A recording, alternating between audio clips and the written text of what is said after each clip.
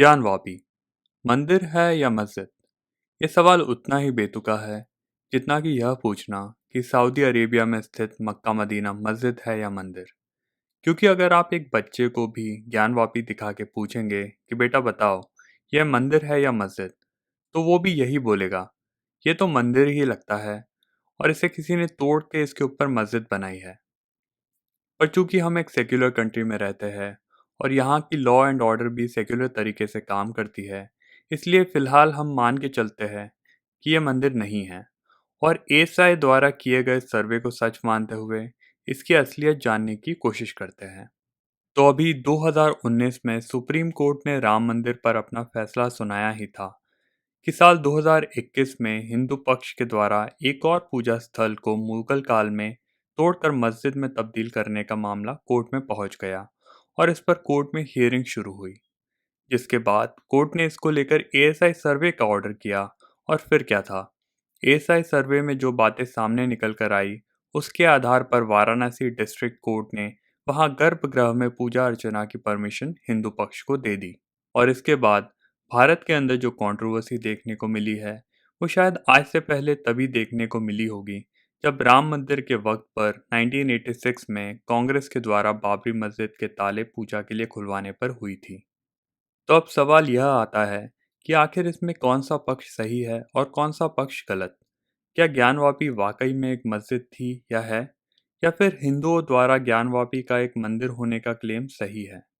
इसको लेकर उनके पास क्या सबूत मौजूद है और एएसआई ने इस पूरे सर्वे में कौन सी चीज़ें दुनिया के सामने एक्सपोज की है? हमारी आज की वीडियो इन्हीं सारे सवालों के अराउंड होने वाली है। और साथ ही एंड में हम प्लेसेस ऑफ वर्शिप एक्ट 1991 की भी असलियत आपके सामने लाने वाले हैं। तो अगर आप एक भारतीय हैं और भारत का असल इतिहास जानने में इंटरेस्ट रखते हैं तो इस वीडियो को एंड तक ज़रूर देखें। आज जो पूरे भारत में ज्ञानवापी को लेकर घमासान मचा हुआ है, इसके पीछे इतिहास के चार लोग कल्प्रिट हैं। सबसे पहले है हिंदू राजा जय सिंह, दूसरा अफगान से आया हुआ मुस्लिम इन्वेडर मोहम्मद गौरी, तीसरा महमूद शारकी और चौथा मुगल रूलर औरंगजेब। यही वो चार शख्स थे जिन्होंने डायरेक्टली या इनडायरेक्टली 3 बार ज्ञानवापी को डिमोलिश करके वहां मस्जिद का निर्माण करवाया था। जी हाँ, ज्ञानवापी को सिर्फ औरंगजेब के द्वारा ही नहीं बल्कि इसके पहले भी 2 बार और मुस्लिम शासकों द्वारा तोड़ा जा चुका था। पर कब? आइए आगे इस वीडियो में जानते हैं। आप सभी ने पृथ्वीराज चौहान और राजा जयचंद की दुश्मनी की कहानी तो डेफिनेटली सुनी होगी। 1185 में राजा जयचंद अपनी बेटी का स्वयंवर रखते हैं और इसमें पृथ्वीराज चौहान को नहीं बुलाते हैं। पर चूंकि पृथ्वीराज चौहान और राजा जयचंद की बेटी संयोगिता दोनों ही एक दूसरे से काफ़ी प्रेम करते थे, संयोगिता के कहने पर पृथ्वीराज चौहान उसे अपने स्वयंवर से उठाकर ले आते हैं और उससे विवाह कर लेते हैं, जिससे राजा जयचंद की खूब बेइज्जती होती है और उनसे बदला लेने के लिए वो अफगानिस्तान के शासक मोहम्मद गौरी को भारत आने का न्योता देता है। और इसी के बाद मोहम्मद गौरी भारत आता है और पृथ्वीराज चौहान के साथ कई युद्ध करता है और जीत हासिल करने के बाद जयचंद को साम्राज्य देने के बजाय वो अपने ही जनरल कुतुबुद्दीन ऐबक को दिल्ली की गद्दी थमा देता है। और बादशाह बनने के बाद ही कुतुबुद्दीन ऐबक ने गौरी के ऑर्डर्स पर उत्तर प्रदेश में मौजूद काफ़ी सारे मंदिर डेमोलिश करवाए थे और इसमें से ही एक मंदिर ज्ञानवापी या विश्वनाथ मंदिर था। पर हिंदू राजा के द्वारा समय के साथ इस मंदिर का एक बार फिर निर्माण करा लिया गया। इसके बाद साल 1447 में महमूद शाह शार्की ने इस मंदिर पर अपना हथौड़ा चलाया और इस मंदिर को दोबारा डेमोलिश कर दिया गया और यहाँ एक मस्जिद खड़ी कर दी गई। पर एक बार फिर 1585 में राजा तोडरमल ने यहाँ टेम्पल को रीबिल्ड करवा लिया। लेकिन तीसरी बार जब मुगल रूल के वक्त पर 1669 में औरंगजेब के द्वारा इस मंदिर को डेमोलिश कराया, उसके बाद से ज्ञानवापी का वो परिसर मुस्लिमों के कंट्रोल में चला गया और कभी हिंदुओं के पास वापस ही नहीं आया। हालांकि इस घटना के बाद भी हिंदू लोग ज्ञानवापी के अंदर जाया करते थे और वहां पूजा अर्चना किया करते थे। लेकिन जब 1990s में राम मंदिर का मामला गर्म हुआ तो उस वक्त की कांग्रेस सरकार ने 1991 में इस परिसर में हिंदुओं के एंटर करने और पूजा पाठ करने पर बैन लगा दिया था। और इसी वक्त पर उन्होंने प्लेसेस ऑफ वर्शिप एक्ट 1991 कानून भी पारित किया था, जिसके बारे में हम सभी वीडियो के एंड में जानेंगे। ज्ञानवापी में मंदिर होने का जिक्र हमें हिंदूज के सेक्रेड टेक्स्ट स्कंद पुराण में देखने को मिलता है, जिसे 7th सेंचुरी के वक्त पर व्यास जी के द्वारा लिखा गया था। और इस पुराण के ही काशी खंड में ज्ञानवापी का साफ जिक्र नजर आता है, जहाँ इसे भगवान विश्वेश्वरा के एक होली स्पॉट के रूप में मेंशन किया गया है। और हिंदुज़म में भगवान विश्वेश्वरा किसे कहा जाता है, ये आप सभी जानते हैं, लॉर्ड शिवा को। इस टेक्स्ट में ये तक मेंशन्ड है कि खुद भगवान शिव ने यह कहा था कि वो अपने सभी ज्योतिर्लिंग में मौजूद है, पर काशी का ज्योतिर्लिंग उन्हें सबसे ज़्यादा प्रिय है। वही अगर इस मंदिर के निर्माण की बात की जाए, तो इस टेम्पल को आज से तकरीबन 2070 साल पहले भारत के महान राजा रहे विक्रमादित्य के द्वारा बनाया गया था। और ये भारत में मौजूद 12 ज्योतिर्लिंगों में से एक हुआ करता था, जहां बुद्धा ने आकर भी अपना पहला प्रवचन दिया था। औरंगजेब के टेम्पल डिमोलिशन के बाद साल 1780s में मराठा क्वीन अहिल्याबाई होलकर द्वारा मस्जिद के बगल में काशी विश्वनाथ टेम्पल का निर्माण कराया गया था, जो कि ओरिजिनल टेम्पल से कुछ ही गजों की दूरी पर है। पर साल 1991 तक हिंदूज तब भी ज्ञानवापी के अंदर जाकर पूजा अर्चना किया करते थे।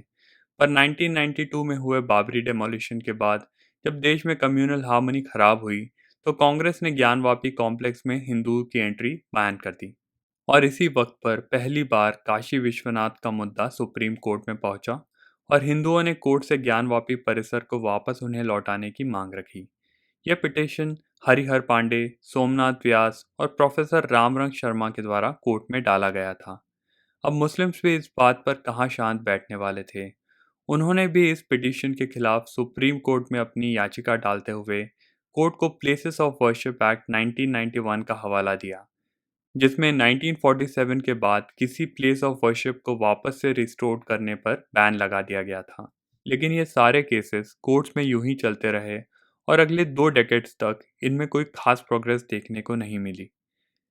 लेकिन अगस्त 2021 में इस केस में टर्निंग पॉइंट तब आया जब एक बार फिर 5 हिंदू औरतों ने मिलकर वाराणसी के ही डिस्ट्रिक्ट कोर्ट में एक और पिटीशन डाला और ज्ञानवापी के अंदर पहले जैसी पूजा अर्चना करने की परमिशन मांगी।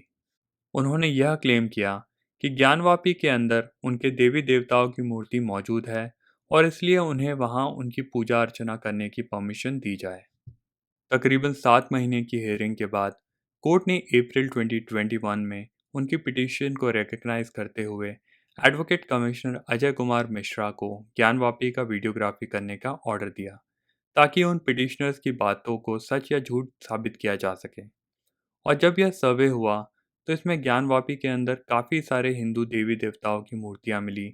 और हाँ, कई जगह पर तो दीवारों के ऊपर स्वस्तिक और त्रिशूल का निशान भी बना मिला।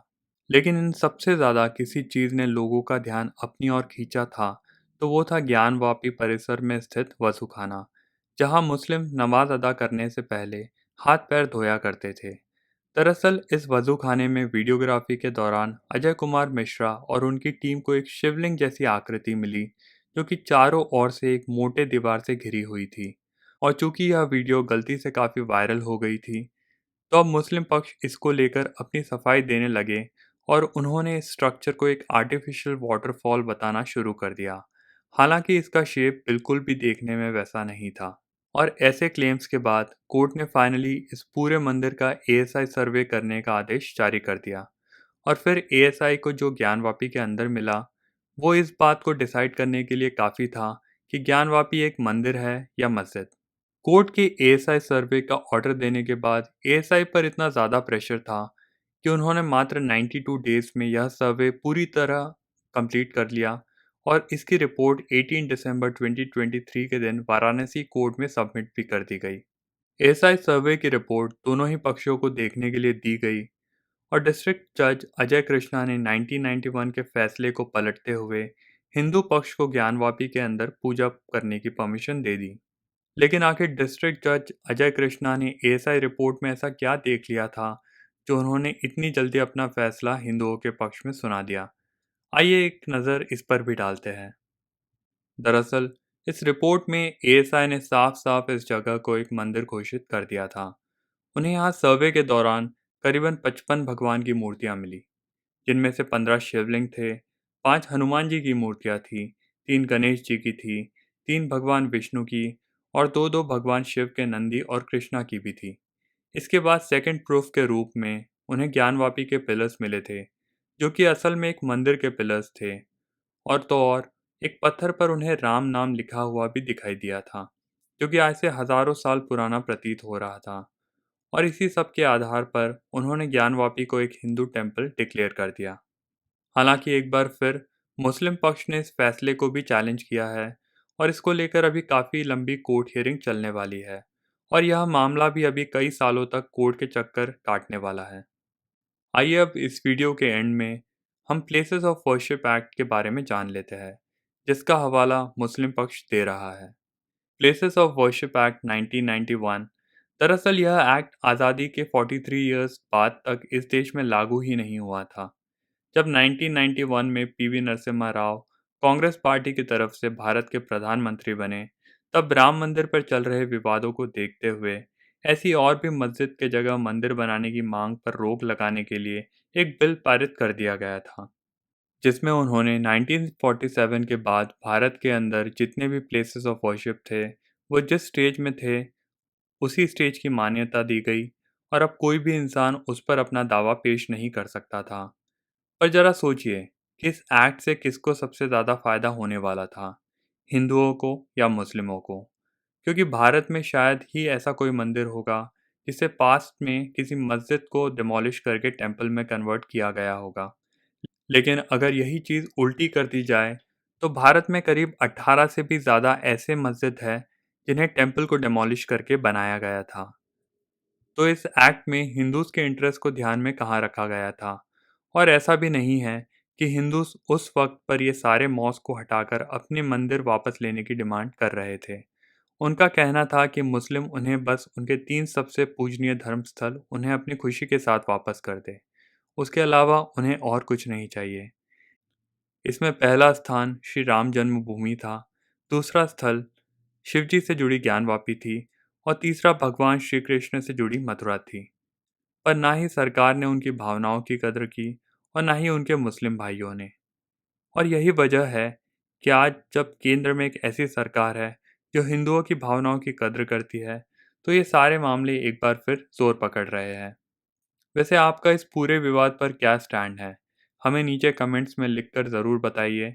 और अगर आपको यह वीडियो इंटरेस्टिंग लगी तो इसे लाइक करें और चैनल को सब्सक्राइब करना ना भूलें। मिलते हैं आपसे अगले वीडियो में ऐसे ही किसी टॉपिक के साथ। तब तक के लिए जय हिंद।